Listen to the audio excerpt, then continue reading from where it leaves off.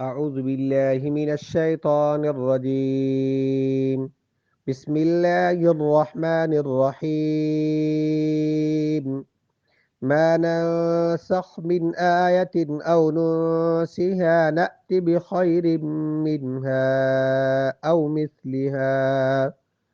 ألم تعلم أن الله على كل شيء قدير. ألم تعلم أن الله له ملك السماوات والأرض وما لكم من دون الله من ولي ولا نصير. صدق الله العظيم. آیت نمبر 106 and 7 سورة البقرہ اور فرسٹ پارہ رکوع نمبر 13. ترجمہ: ما ننسخ من آیت او ننسیہا، ہم جس آیت کو منسوخ کر دیتے ہیں یا اسے فراموش کرا دیتے ہیں تو نأتی بخیر منہا او مثلہا، تو ہم اس سے بہتر یا اس جیسی اور آیت بھیج دیتے ہیں۔ الم تعلم ان اللہ علی کل شیء قدیر، کیا تم نہیں جانتے کہ اللہ تعالیٰ ہر بات پہ قادر ہے۔ الم تعلم ان اللہ لہ ملک السماوات والارض، کیا تمہیں معلوم نہیں کہ آسمانوں اور زمین کی بادشاہت خدا ہی کی ہے اور خدا کے سوا تمہارا کوئی دوست اور مددگار نہیں ہے۔ آج کی ان دو آیات میں ما ننسخ من آیت او ننسیہا نأتی بخیر منہا او مثلیہا، سب سے پہلے جو لفظ استعمال ہوا وہ نسخ استعمال ہوا ہے کہ نسخ کسے کہتے ہیں۔ ایک ہوتا ہے ناسخ اور ایک ہوتا ہے منسوخ۔ ناسخ کہتے ہیں کہ جو مٹانے والا ہو، منسوخ کہتے ہیں جو مٹایا گیا ہو۔ تو نسخ ما ننسخ من آیت او ننسیہا نأتی بخیر منہا او مثلیہا، یہاں تھوڑی سی بات وضاحت کرنا چاہتا ہوں کہ جب قرآن مجید کے رب العالمین نے بعض احکام منسوخ کر دیے، اس پر مشرکین نے یہ اعتراض کیا کہ محمد صلی اللہ علیہ وسلم آج ایک بات کا حکم دیتے ہیں اور کل کوئی اور بات کر دیتے ہیں، تو اگر یہ قرآن مجید اللہ تعالیٰ کا کلام سچا ہوتا تو اس میں نسخ تبدیلی والی کوئی بات نہ ہوتی۔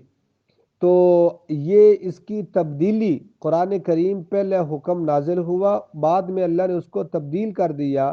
یہ قرآن کریم کی یہ تبدیلی، اس سے معلوم ہوتا ہے کہ یہ نعوذ باللہ یہ کلام سچا نہیں ہے، اور اس میں وہ اعتراضات کرتے تھے۔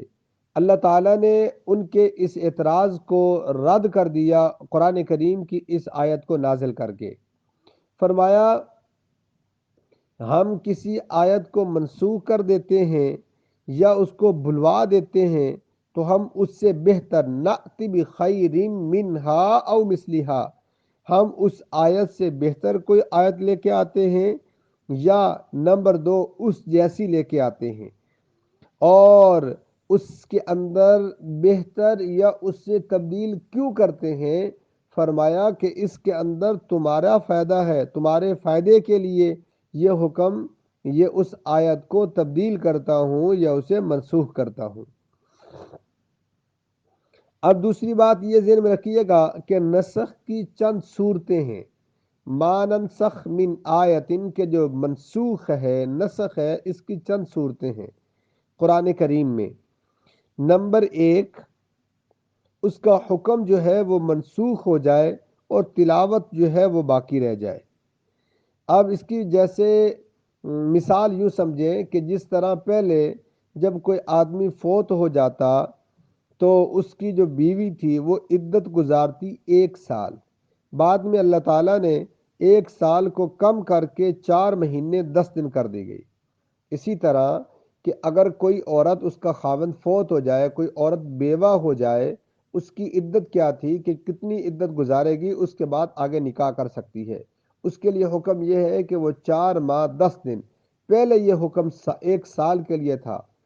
اسی طرح اگر کوئی عورت کوئی مرد کسی عورت کو طلاق دے دے، اب اس کے پیٹ میں بچہ ہو، تو اب اس کی عدت کیا ہوگی؟ تو اب اس کی عدت جو ہے وہ وضع حمل ہے، یعنی جب بچہ جیسے ہی پیدا ہوگا اس کے بعد وہ عورت آگے نکاح کر سکتی ہے، چاہے وہ بچہ 10 دن کے بعد پیدا ہو جائے، بس آگے اس کی جیسے ہی اس کی پیدائش ہوگی اس کی عدت ختم ہو جائے گی، اب آگے وہ نکاح کر سکتی ہے۔ اسی طرح اگر کسی کا نکاح ہو جائے اور نکاح کے بعد رخصتی سے پہلے اس کو طلاق دے دے، اب اس کا حکم کیا ہے؟ اب اس کا حکم، اس کی کوئی عدت نہیں ہے، بغیر عدت کے وہ آگے نکاح کر سکتی ہے۔ جب اس کو یعنی جب وہ طلاق دے دے تو طلاق کے بعد وہ اس کو بغیر عدت کے وہ آگے نکاح کر سکتی ہے۔ تو پہلا نسخ کی بات کر رہا تھا کہ جس میں حکم جو ہے وہ منسوخ ہو جائے اور تلاوت اس کی باقی رہ جائے، اور یہ اشارہ ہے، جیسے میں نے مثال بھی دے دی، اور اشارہ ہے یہ پہلے والی آیت کی طرف کہ لا تقولوا راعنا وقولوا انظرنا واسمعوا، اے ایمان والوں تم لفظ راعنا استعمال نہ کرو، بلکہ نبی کریم صلی اللہ علیہ وسلم کے لیے انظرنا کا لفظ استعمال کرو کہ اے یا رسول اللہ ہماری طرف توجہ فرمائیے۔ دوسرا یہ ہے کہ تلاوت بھی منسوخ ہو جائے لیکن حکم اس کا باقی رہ جائے، تلاوت منسوخ ہو اور حکم اس کا باقی رہ جائے، جیسے آیت رجم ہے۔ اب تلاوت تو منسوخ ہو گئی لیکن حکم اس کا باقی ہے کہ جب کوئی زنا کرتا ہے تو اس کو رجم کیا جائے۔ نمبر 3، حکم منسوخ ہو جائے اور اس کی جگہ دوسرا حکم آ جائے اور ان دونوں کے اندر وہ برابری ہو، جیسے پہلے بیت المقدس کی طرف نماز پڑھنے کا حکم تھا، بعد میں اللہ تعالیٰ نے فرمایا کہ تم کعبۃ اللہ کی طرف منہ کر کے نماز پڑھا کرو۔ اب اس میں دونوں چیزیں جو ہیں، پہلے ادھر تھا اب ادھر ہے، دونوں چیزیں برابر ہیں۔ اور چوتھا کیا ہے کہ حکم منسوخ ہو اور اس کی جگہ دوسرا حکم نہ دیا جائے، پہلا کوئی بات تھی اس کو اللہ نے منسوخ کر دیا، ختم کر دیا، بس اس کی جگہ کوئی اور حکم نہیں آیا، جیسے سورۃ الممتحنہ کے اندر آتا ہے اذا جاءکم المؤمنات مہاجرات فامتحنوہن، جب مومن عورتیں تمہارے پاس آئیں تو پہلے ان کو آزما لو، کسی اور وجہ سے تو نہیں آئیں، اور بعد میں اس حکم کو منسوخ کر دیا گیا۔ یعنی مکہ سے مدینہ جب ہجرت کر کے جو عورتیں مسلمان آتی تھیں تو شروع میں اسلام اس وقت شروع ہو رہا تھا، تو آپ صلی اللہ علیہ وسلم کو حکم دیا گیا کہ جو عورتیں آتی ہیں ان کو پہلے آزما لیا کرو کہ کہیں وہ جاسوسی کے لیے تو نہیں آ رہی، کسی اور مقصد کے لیے تو نہیں آ رہی، اگر اسلام کے لیے آ رہی ہیں تو ان کو واپس نہ بھیجو، تو اس کے لیے یہ حکم ہے۔ پہلے یہ حکم تھا لیکن اب یہ حکم نہیں ہے۔ تو اس لیے آج ہم سے یہ سوال ہوتا ہے کہ کیا مسلمان اس دور کے اندر کوئی اعتراض تو نہیں کرتا؟ جیسے یہودی اعتراض کرتے تھے اسلام پر، آج مسلمان بھی طرح طرح کے اعتراضات کرتے ہیں۔ اگر نہیں کرتے تو بہت اچھی بات ہے، اور اگر ہم اعتراض کرتے ہیں تو ہمیں سوچنا چاہیے۔ بات یہ ہے، سمپل سی بات ہے کہ انسان کے اندر جتنا ایمان اور تقوی ہوگا اتنا ہی انسان اسلام کی بات کو فوری ایکسپٹ کرنے کی کوشش کرتا ہے، اور جتنا انسان کا دل، اس کا ضمیر اسلام سے خالی ہوتا ہے اور بالکل سیاہ ہوتا ہے، اتنا ہی انسان اسلام کے احکام میں اعتراضات کرنے کی کوشش کرتا ہے، طرح طرح کے کوشچن کرنے کی کوشش کرتا ہے اور پھر عمل نہیں کرتا۔ میری دعا ہے اللہ ہم سب کو قرآن پر عمل کرنے والا بنائے، نبی کریم صلی اللہ علیہ وسلم کے طریقوں پر چلنے والا بنائے۔ وآخر دعوانا ان الحمد للہ رب العالمین۔